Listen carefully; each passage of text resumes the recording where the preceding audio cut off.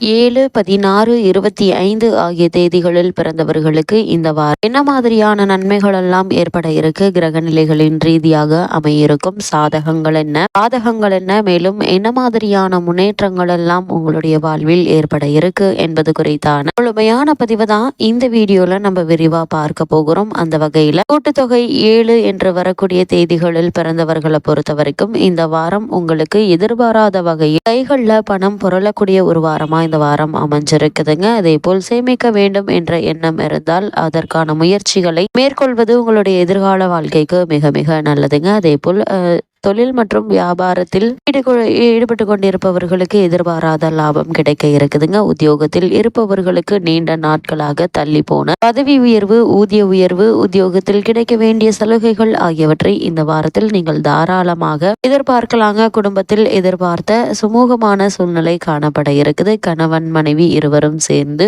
எடுக்கும் முடிவுகள் நல்ல பலனை தருவதாக இருக்குங்க. அதே போல் பெண்மணிகளை பொறுத்த வரைக்கும் பணவரவு திருப்தி தருங்க. கலைஞர்களுக்கு புதிய வாய்ப்புகள் வந்து சேரக்கூடிய ஒரு தருணமாக தான் இந்த வாரம் அமைஞ்சிருக்குதுங்க. அரசியல் துறையினருக்கு காரியங்கள் சாதகமாக கூடியவங்க. மாணவ மாணவிகளை பொறுத்த வரைக்கும் சாமர்த்தியமான பேச்சின் மூலம் மற்றவர் மனதில் இடம் பிடித்து உங்களுடைய பெயருக்கு நல்பெயர் வாங்கக்கூடிய ஒரு தருணமா இந்த வாரம் அமைஞ்சிருக்குதுங்க. இந்த கூட்டுத்தொகை 7 என்று வரக்கூடிய தேதிகளில் பிறந்தவர்களுக்கு இந்த வாரம் கிரகநிலைகளின் ரீதியாக கூறப்படும் பரிகாரம் என்ன என்று பார்க்கும்போது, நவகிரகத்தில் கேதுவிற்கு வெள்ளிக்கிழமையில் தீபமேற்றி வணங்குங்க. எண்ணற்ற நன்மைகள் உண்டாகும்.